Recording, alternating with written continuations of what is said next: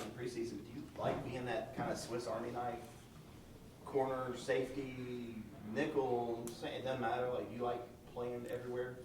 Yeah, I definitely love playing everywhere because I feel like at the end of the day it helps me, but most importantly it helps the team wherever they need me at. So yeah, I definitely do like that though. I was talking to an NFL guy one of the games, and we're talking about you at safety. And maybe you're not the biggest safety in the world, but he said your explosiveness sets you apart. Do you feel like that kind of quick twitch, being able to get somewhere fast, is what allows you to play everywhere? Yeah, definitely. I feel like that's definitely an advantage. And like looking at it, I believe at the next level, I'll probably be more like a nickel type of person, type of guy, and that also helps too. But I feel like the way I play the game and what I bring to the table, you can put me anywhere, and I feel like I got the ability to make plays wherever I'm at. But yeah.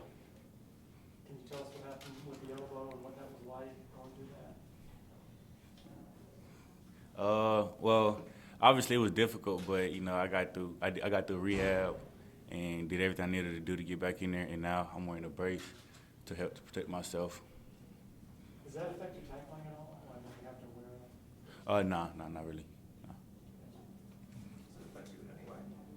I mean, it's uncomfortable, but that's really about it. It's uncomfortable because I'm pretty sure nobody want to walk around and play football with a brace on because it's not the most comfortable thing, but it's just uncomfortable. That's it. But I'm slowly getting used to it. I think I've worked for like three games now, so I'm getting used to it. Is there a point in the season, do you guys think, where you get to take it off, or is it going to be there pretty much all year? I think Coach Sweeney talked about like maybe loosening it throughout the year. Yeah, they definitely loosen it up a little bit. I can kind of get all the way. I get extended all the way, but to be honest, I think it's up to Pat, the athletic trainer, whether I'm gonna wear that for the whole year or wear that a couple more games and then take it off. It just depends where I'm at with my elbow and what's safe for me. So do you feel any pain at this point, or are you all the way? Pain? No pain. No. This open date's good for you, right? Yeah, this definitely big for me to recover, and you know just regather and then get back to work again. But this is really big, especially like during this time and after a game like that.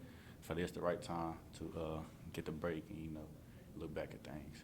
KJ said he's going to look at Notre Dame some, but he's going to take a lot of naps. So what's on your schedule? Yeah, I'm definitely look at Notre Dame. Obviously, me and KJ probably got the same schedule. Get a couple naps in, get a couple naps in, some sleep, some rest, because that's important. But yeah, that's probably what I'm gonna do too, though, by myself though. Yeah.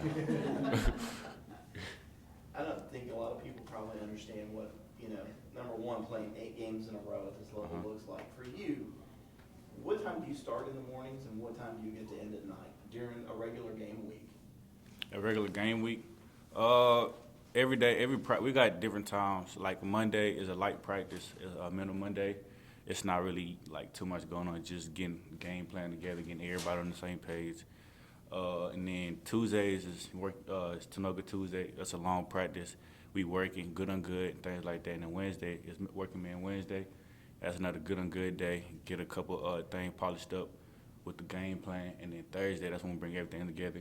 And obviously Friday is everything got to be right on point so we can go on. But it's definitely a long week. But I feel like I've been here for a while now, so I'm kind of getting used to everything that come with it, the long days, the practices and just things like that. But I'm getting used to it, though, and I'm adjusting pretty well. A lot of guys say they start sometimes like 6 a.m. in the morning, maybe they have a treatment, or then they got classes and then tutoring, and then maybe a lab after a practice, and then they're not done till midnight sometimes. Yeah, I mean, obviously we got to lift in the morning. I choose. Well, it's optional, but I choose to lift in the morning so I can get it out the way, and then. Obviously, I got class. Probably got I got 2 classes every day.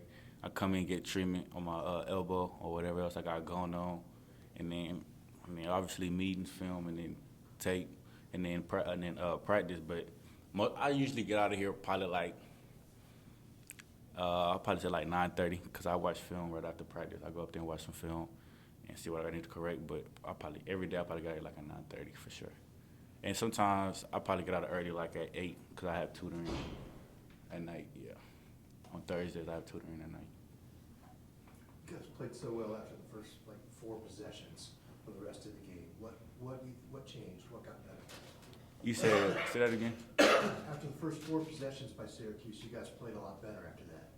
I felt like we was, some of the stuff they had got on us, I feel like we was beating ourselves, and we just giving it to them. And we just had to come back to the sideline, calm down. Obviously, how the game was going, emotions was high and things like that, but we just had to come down and just adjust and then just fix a couple things because we knew we was the better team. They're a good team, but we knew we were just shooting ourselves in the foot at the moment, and we just needed to calm down and, just do the adjustments and then just go on and play football. And once we got everybody on the same page, doing the right thing, what they're supposed to be doing, you see how that turned out. Second half, I don't think they scored second half. Yeah, so we just just adjustments and just the little things, the details, and just that helped us carry on. I feel like that kind of get the offense momentum because obviously we got the crowd back engaged in the game with how things were going, and everything just went on from there. How much do you think inexperience has kept this defense from being as dominant as it wants it to be? And that's what KJ said, that some inexperienced guys are just kind of playing not to make mistakes instead of playing to sort of dominate the other guy. What's your... I feel like right now we're at a point where I don't think being experienced is an excuse because we 8 games in.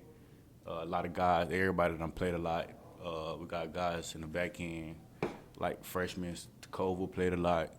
So I don't look at him as a freshman because he know what it's like to be out there on the field. And then Pride played a lot. And just the young guys played a lot. And other guys, the sophomores, obviously Nate, he been playing a lot. Me, Barrett, Jeremiah. I don't think inexperience is the excuse, but I feel like we catching on pretty well. And being this deep into games, I feel like everybody should be on the same page and should know what to expect and what come with everything that's going on out there. How much do you think y'all missed Barrett early on, especially against Syracuse? Barrett, we miss Barrett. He a key player in our defense because we can do a lot with Barrett. We can put him in the middle or outside the box and just things like that, and then put it in different packages. But we definitely miss Barrett a lot because he a leader in the back end. Barrett, he would probably tell you, he helped me a lot out there when I'm out there. Smart guy. He know what he's doing. He know what everybody's doing. But Barrett and I been out there. We missed him definitely for sure. What was your personal assessment of the secondary from Saturday? Say that again? The personal assessment from the secondary on Saturday? What you mean, like personal assessment? What were your takeaways from their performance? From our performance, I felt like we did pretty good. I don't know like the stats and everything, how many passing yards they had and things, but I feel like we didn't really give up big plays or anything like that. We was all on the same page, cause people who say things outside about our secondary and things like that, but we just blocked that out and just kept working, put our head down, just kept working. But it was a lot going into this game and what they do, and it took a lot of communication, to have everybody on the same page. So I feel like we handled that this game pretty well, and as you seen, we didn't really have any big play explosive. And all the plays they got were good plays, like the one they caught on Sherry, one they caught on me. Should have stayed inside, and I feel like we just shooting ourselves in the foot. We just get them those plays. We didn't really earn them. We just gave them to them. What do you think it's going to take in preparation this week before Notre Dame to play 4 good quarters? Obviously, it's going to take a lot of focus, a lot of studying, and I feel like it's a good thing now that we have this bye week. We got a lot of time, and we can watch more film and then just work on what we need to work on.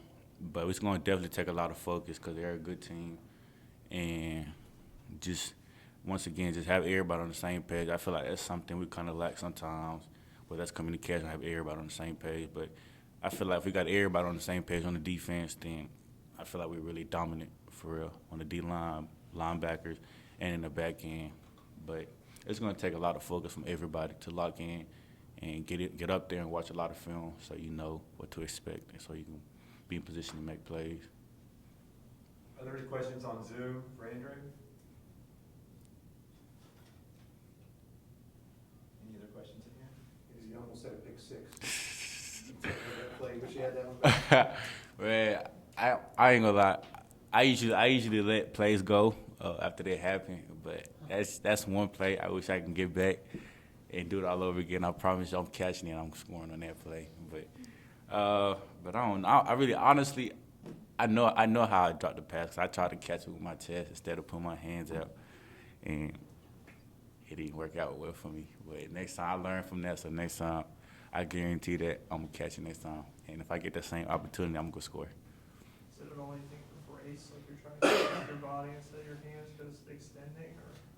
Yeah, and to be honest with that whole play, to be honest, like the play was like so plastered. I didn't expect the quarterback to throw the ball because I was like literally, I felt like I was the receiver running the route, how I was guarding him, and I was not expecting the quarterback to throw, but he threw it, and I seen the ball.